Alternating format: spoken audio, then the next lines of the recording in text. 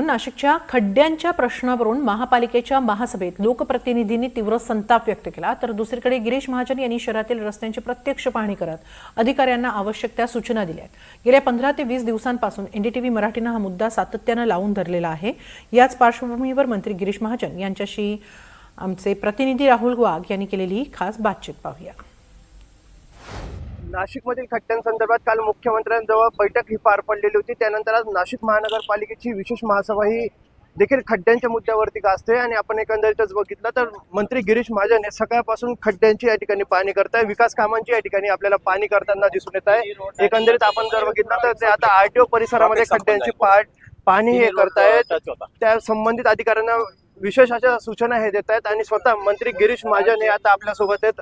भाऊ, काय सांगाल, आपण विकास कामांची या ठिकाणी पाहणी करताय? पाहणी आता आरटीओ ते राजबिहारी याजवळ 4.5 किलोमीटरचा रस्ता आता आपण त्याची सुरुवात या ठिकाणी करतो आहोत। तसंच खड्डे बुजवायचं काम अतिशय वेगात चालू आहे।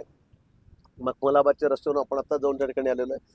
पाऊस थांबल्यामुळे जरा थोडंसं कामाला तर थोडी सवड मिळालेली आहे, पण रस्ते अतिशय गतीने आम्ही आता पूर्ण करत आहोत।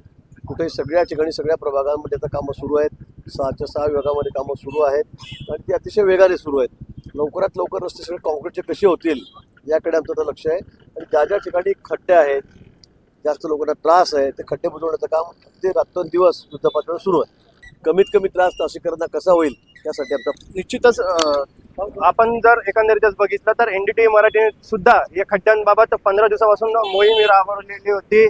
प्रशासनाला जाग आणण्याचं काम हे केलेलं होतं आणि एकंदरीत आपण जर आता बघितलं तर मंत्री गिरीश महाजन देखील आता स्वतः ऍक्शन मोडवर आलेले आहेत। ते नाशिकमधील खड्ड्यांबाबत पाहणी करतायत, विकास कामांबद्दल पाहणी करतायत आणि अधिकाऱ्यांना योग्य त्या सूचना देतात आणि येणाऱ्याच काही काळातच नाशिक खड्ड्यामुक्त होईल असं देखील आव्हान त्यांनी या ठिकाणी एकंदरीतच केलंय।